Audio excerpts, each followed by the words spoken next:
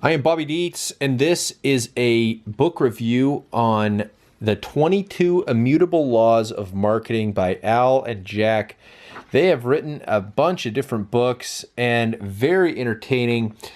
The first takeaway from this book is if you are interested in stories about business and successes and failures, good and bad, both in and out of marketing, this book's going to be really fun for you to read. I really enjoy hearing about something a company did and it succeeded for them, and trying to think about how to apply it into my own life and to my own clients. The name is pretty self-explanatory of what's in the book, but it is really just going over the 22 immutable laws of marketing. There is nothing else. I mean, there's no fluff. It's a really short book and jam-packed with brief examples. You could read this thing in one day, no problem. And I would recommend doing it. It's just kind of a nice little eye-opening moment for you when you read some of the points and say, okay, it'll confirm some of the things you were thinking and go against some of the other thoughts you had. So a good read. I'm not going to go over all the different 22 laws, but go through some points here. There is no objective reality. There are no facts. There are no best products. All that exists in the world of marketing are perceptions in the minds of the customer or prospect. The perception is the reality. Everything else is an illusion.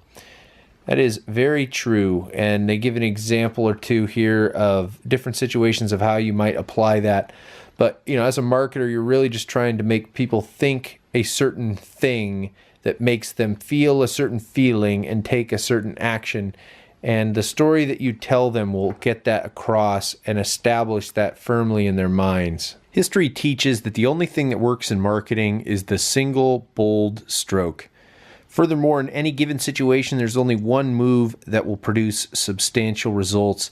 I talk about this a lot in some of my other posts, is just choosing a strong stance on something and going for it. And if you can go in an avenue that's unexpected or a weakness of your competitors, as they talk about in the book, you're in a good direction and probably set to have a real opportunity ahead of you. The 15th law is the law of candor, and it's an interesting way to approach your brand. Candor is very disarming. Any self-deprecating or negative way of speaking about yourself or your own product makes people kind of believe and accept it as the truth immediately.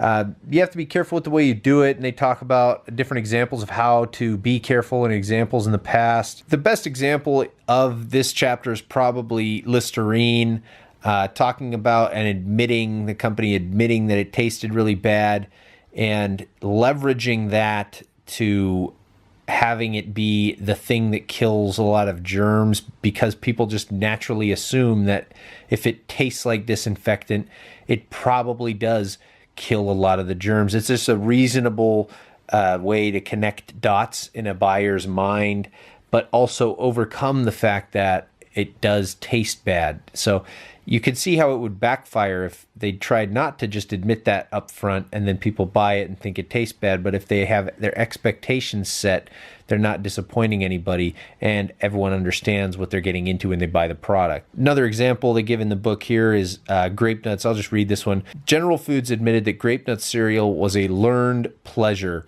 and advised customers to try it for a week, and sales went up 23%.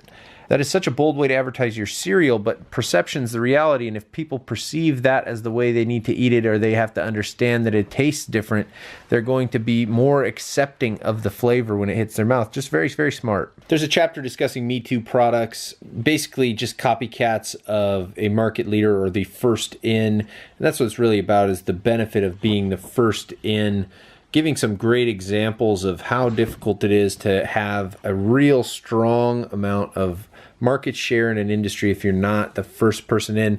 What's funny is I've typically had this phrase that I like to say, in that pioneers get slaughtered and settlers prosper. And it is true, but at the same time, if you are able to minimize risk by making a calculated decision and understanding what needs to go into a project or some sort of new venture, you're in a much better position. Gives a bunch of different examples of being the first in, Heineken, Time Magazine leading Newsweek, Playboy leading Penthouse, People magazine, leading US or leading Us Weekly. Example, Jello, Crazy Glue, Band-Aid. There's a bunch of different examples in here, and that's one of the things, like I said earlier, that's so fun to read about the book, is all the different ways of applying the lessons that they give. Read this quote from The Law of Unpredictability. Good short-term planning is coming up with the angle or word that differentiates your product or company. Then you set up a coherent long-term marketing direction that builds a program to maximize the idea or angle. It's not a long-term plan, it's a long-term direction.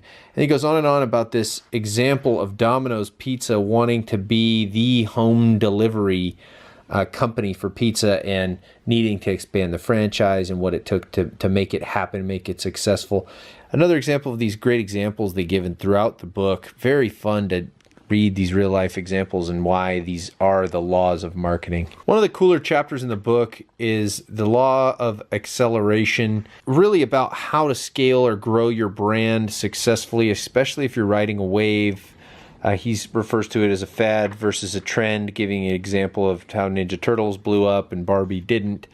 But ending the chapter by saying that the best, most profitable thing to ride in marketing is a long-term trend.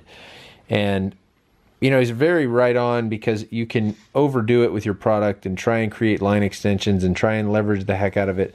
But if you're careful and you make strong, confident decisions about ways to grow your brand, you'll last a really long time. Again, this was the 22 Immutable Laws of Marketing by Al and Jack, and it is a great little book, fun little read, lovely little examples, and I would highly recommend it for somebody who's into marketing and likes stories of companies and is, it's not going to blow your mind by presenting some specific unique way of buying traffic as a digital marketer, but it is just going to have nice little conversation pieces for you as you go into meetings or talk to friends.